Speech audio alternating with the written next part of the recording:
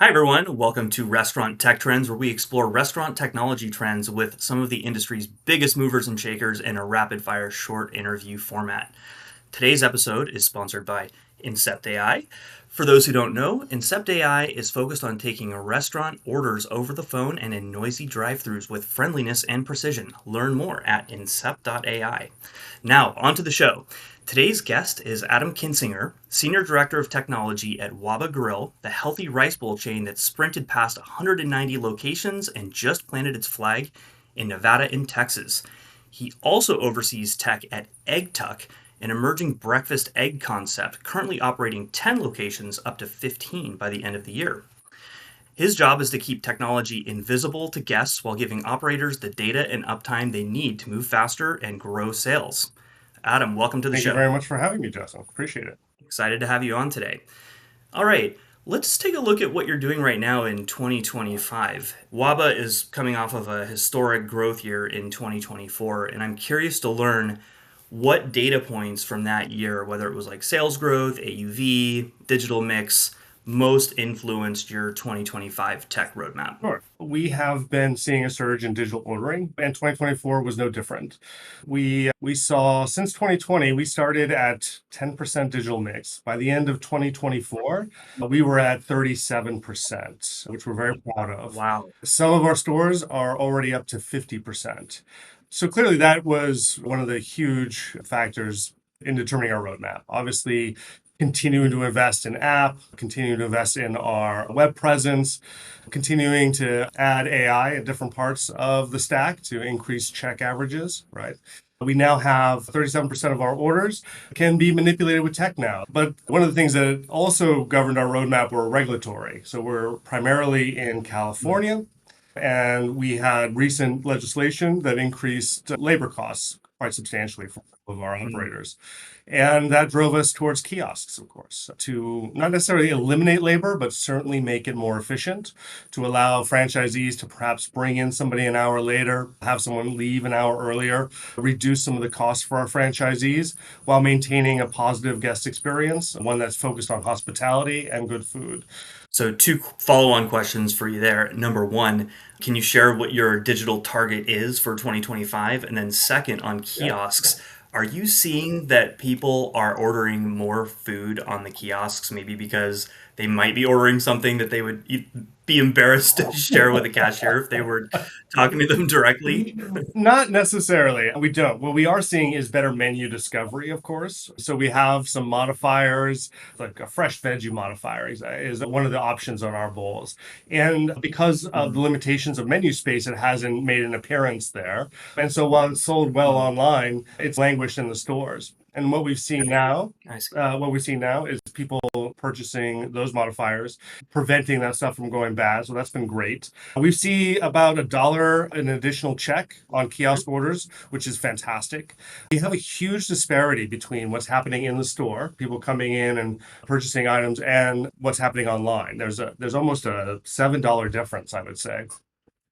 And we're trying, Wow. yeah. That's That's a lot of money I feel like we're leaving on the table to those in-store transactions. And we're trying to find ways to make sure to drive check averages up in the store. Kiosks are one way we're doing that. We're also leaning heavily into some of Toast's options. Toast is our POS provider. And we've been piloting a new technology with them using the guest-facing display in a smarter way. They have some AI options coming down, which I'm excited to use as well. We're going to try to spend the next part of the year getting those in-store check averages up, whether it be kiosks, upselling at the POS, or increasing our digital menu board visibility. got it. Sounds like a lot of work ahead and never a dull No, moment. It's called job security. yeah, exactly. And I would get bored otherwise. Let's shift a little bit to some of your newer Mhm, openings. I know that WaBa was new to a couple of states this year, Nevada and I think Texas. mhm. Are there any operational learnings from those openings that you've discovered that are maybe shaping how you'll handle future store openings? We've discovered a couple anomalies with the outer markets. They jump right into high digital mixes. While we've been seeing gradual growth across our legacy locations, we'll call them, those in Southern California, those have been around a while. In newer markets, we're seeing a jump into digital ordering. For example, Nevada has 47% is already at digital. Yeah, and Texas is at 41. And also, the other thing we've learned is that day parts are more equal. While in Southern California, we tend to be more of a lunchtime concept, we're seeing a balanced day part mix in both Nevada and Texas. We don't have to just peg ourselves to lunch anymore in those locations.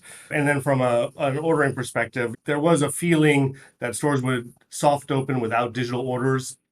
And clearly that's not a viable strategy anymore. People are going to drive by, see grand opening, go to the app, go online, and if it's not there, they're probably going to forget about it. So we want to make sure that our digital stack is up and running and in place and stable by the time we have just our soft opening. It's not an option to open without digital mix anymore. Yeah, it makes sense. And as we see digital continue to take a larger share of the pie, of course, one of the advantages of digital is you have the ability to collect a lot more data on your guests as well. Yes. And to that end, I read that you guys had partnered with Bikky, which I think is one of the more well It known is. CDPs in the restaurant space, obviously helping to consolidate data from many different data sources to hopefully reveal some insights on how we can better serve and market to our guests. I'm curious if you've been able to learn any insights from deploying this CDP, and if so, what those are. Yes, we have a vast source of riches with Bikky, and it tells us a lot of information. Not only has it been useful for Yeah. guest segmentation, but for data analysis as well. And one great example, operational wise, is shrimp. So we have shrimp Mm, bowls, shrimp plates, and we have had tails on those shrimps since we started serving it. But we dived into Bikky, took a look at our product mix, and took a look at reordering rates and which guests were reordering the shrimp and who wasn't. And the reorder rate of the shrimp was the lowest of all our products. I see. Yeah, less than 20% of all guests who tried the shrimp reordered it. That's a good 10, 20% less than some of our more popular items. So we took a look at shrimp. We removed the tails, put it back on the menu, had a little marketing hoo-ha about it, and we're now seeing reorder rates of shrimp much closer to some of our more popular items, our larger sellers. So I think that's a huge win for us. It's been one example of how Bikky has been very useful. In addition, we are seeing more guests onboarding than we have in the past. And that's because we're able to market directly to lapsed guests. It's allowed us to really be specific in our marketing strategy. And hopefully, and I know we're going to talk about AI a little bit more, but hopefully in a more personalized way as we develop the stack, Yeah. MarTech in particular. Yeah. Well, those are two really great examples, and I love the shrimp example in particular. I feel like that's a super relatable, super actionable. Every restaurant operator can relate to something like It, that. So it's great that you were able to achieve that uh, micro Yeah, success. it was a micro success, but it was a success. It also felt like when we were releasing the shrimp, not only we weren't worried about our feelings about the shrimp, right? We had actionable data. For sure. Let's move to rolling out tech. Mhm. I learned that WaBa Grill has only one corporate owned location. At least I think that's right. You can correct me if I'm wrong. Actually, And I'm curious how that impacts. sorry. You have Yes, four? we have four. Yes, we Okay. had five. Four is a lot better than one. Go ahead. Okay, so we do have four Yeah, yeah. locations, and but that's not enough to test either. I can make anything work at four locations, is what I've learned in the past. And we're a franchise system, and so yeah, the tech can work. I mean, there are plenty of products that don't work, but for the most part, they work. But do they work for your system, right? Do they work for your franchisees? I can tell you when we were evaluating kiosks, for example, this is our latest pilot. It wouldn't be good enough to put it in four corporate stores that I control, that I know the processes on, that I can call the district manager and have a relationship with him. That's not a real world test for us. Yes, from the guest experience, yes, from the tech experience, I can establish whether it works or not. But can I establish whether or not it'll be successful for our franchisees? And the answer is no.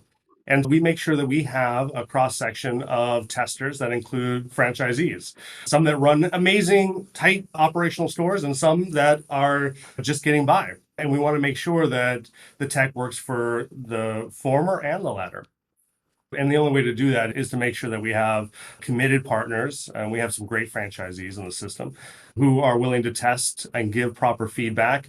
And that gives us a better idea whether or not it will work. And what we found with our kiosk test, for example, is that while both solutions were perfectly adequate and did a great job with the guest. One was a simpler onboarding process with one phone call and one thing to do. And so that was the choice we made because it made sense for our franchisees. So our testing isn't just about whether or not the technology works, but does it work for our system and our franchisees in particular? It's also great to just have franchisees that are tech forward Yeah. and eager to pilot new things.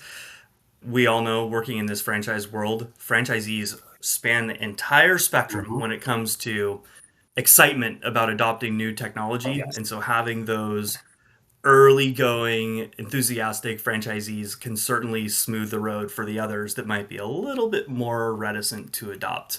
Yeah. Um, okay, let's shift gears and talk a little bit about AI because we can't have a tech interview in the restaurant space without talking a little bit about AI. There are so many ways to apply AI, front of house, back of house. What are some of the ways that you're using AI right now? What are some of the ways that you're planning on using AI? And where do you see really the lowest hanging fruit to deploy AI technology? We're already using AI in fraud protection. So we adopted in 2020, many will remember a huge surge in fraud, which resulted in a massive amount of chargebacks for us. It was getting to the point where the card industry was going to be breathing down our throat.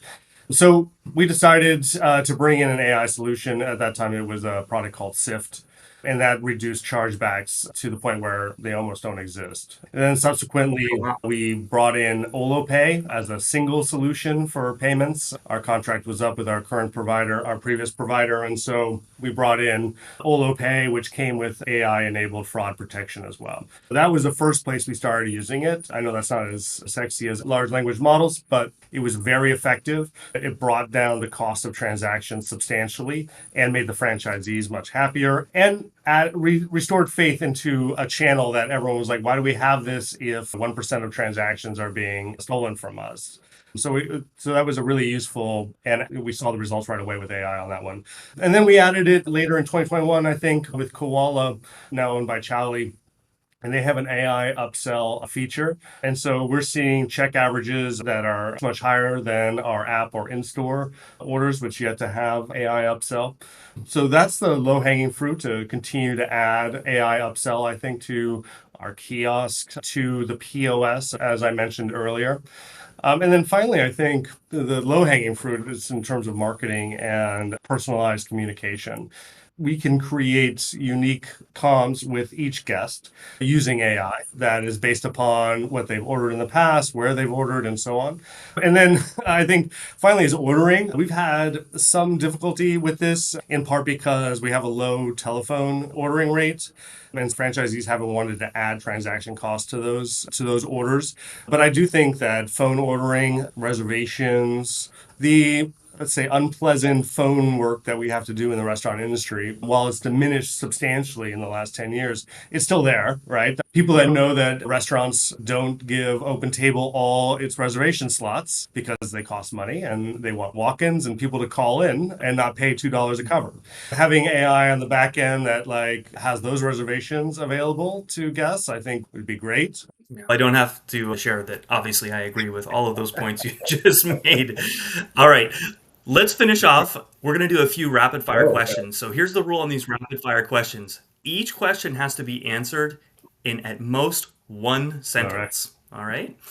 So let's start with our very first one. What's your go-to order when you eat at WaBa Grill? Oh, tofu with fresh veggie. Sorry, it's hard to get out.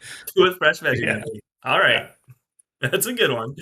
All right. When you get into the office in the morning, what is the very first thing that you check on your business dashboard? That was the very, I checked the error rates on Olo.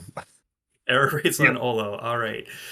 What single technology trend do you think will have the biggest impact on fast casual dining this year? You can only pick one. I definitely think data is going to be there, your customer data platforms. I would love to say AI, but we need the data first before AI can give us that insight.